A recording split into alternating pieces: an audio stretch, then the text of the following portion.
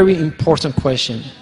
Can you explain why our Somali girls like guys from other countries, or even they have more respect for foreigners? It's true. I'll tell you an example. In Somalia, niba soo doonay waa nin cad wuxuu yiri waan ku guursanaya okay inantii buu leeyahay Saciid waa meher inantii masaajidka laakiin nadu marka ma meheriyo waan ka caraaran laakiin meheriyo laakiin marun bay ku qabanayaan masaajidka soconayaan imika ka saar inantii waan ku raa meherkaagu waa maxay markaasay tiri 25 cents wa a quarter marka dollarka 4 meelood loo qaybiyo waa meel wa 25 cents wax kale ma doonaysid walaalkeed baan ku uri warba la hadal bee magaasuul de sheekh haday 25 cents doonayso 25 cents ku meherida maxaan sameynaa dee kala baan barakallahu fiik maxaan ku diidayaa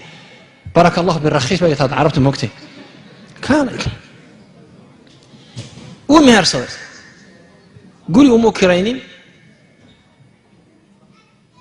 ميلي حيلات دقين تي أيدي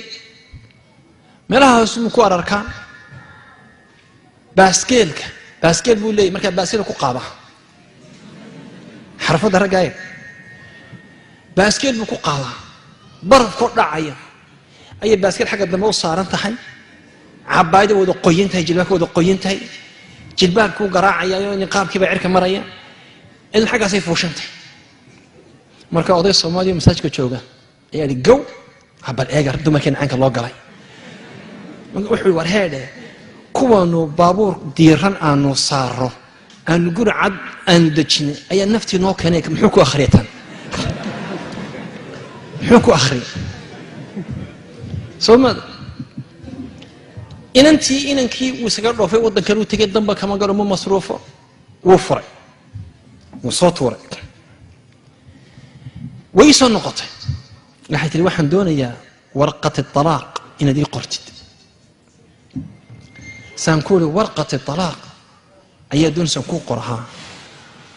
ومعيد كلا هالشيء معيد كلا هالشيء تقول سنة سنة سيترى إننا المعذر نهاي أي صوت دوني excellent that's wonderful مبروك سانكوري ده كي نكي عدا مركا إنا نما لو جرسي أكسون هذا وإنا وحد نكي ما شاء الله نيوانا سبايا كي جرسي واكي ده شني الله بطانا ده قد تايم هركية كان يمسون نقني مركا نيد محاي يقولته إن ده كان حيسور نسوار بسم الله قولي مساج كي نجيو وذات كي الله بشهيد نوكين سيتي الشن يلا باتن كن أو دولار مهركي قوي شن يلا باتن كن أو دولار والله إلهي بيقصر ريا ما كسام كولي وإن هذا كان الشن يلا باتن ما تكقاته أضو عرملة كل عيبني ما يعني إنك دمر كوجر كي يقابني وإحنا ذو إن مركز إن أنت هيدنا شن يلا باتن سنتين كبح يد مهر دونت سيكون إنه كان هو صومالي marka it's so true dumarkeenu inta badan wax markay nin ajnabi guursadaan way ixtiraamaan waajibka ka soo baxaan kuwa ajnabi guursada si wanaagsan nin ajnabi koonay gabadh xunbaan in qaba oo Soomaaliyeed ma jirto kuwa masaajidka yimaada saddex baa qaba dumar Soomaaliyeed saddex masaajidka yimaada wallahi wuxuu ku leeyahay wow you women are excellent sorry kuwa maqseen ku hayay aragti مسلم كايوان أركت نينك سلسلة بانك كهيا نينك نبروك هذه نافريسو كب يسيتا إلهي بس كب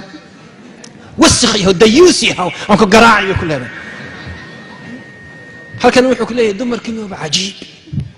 ساكل سرت قرصو يسكعهم مركز دمر كانوا أجنبي ويوجد شبيهين أصغوا لبينيا أو صدحينيا أو أفرينيا أو أيانا هدلينين حدث لكن إن هذا كده دوّن لبينا يا إن هذا تبا ضيعنا الأسطورية مي شمد ضيع الرتبة باكي أنسى إن مريء مركوا علد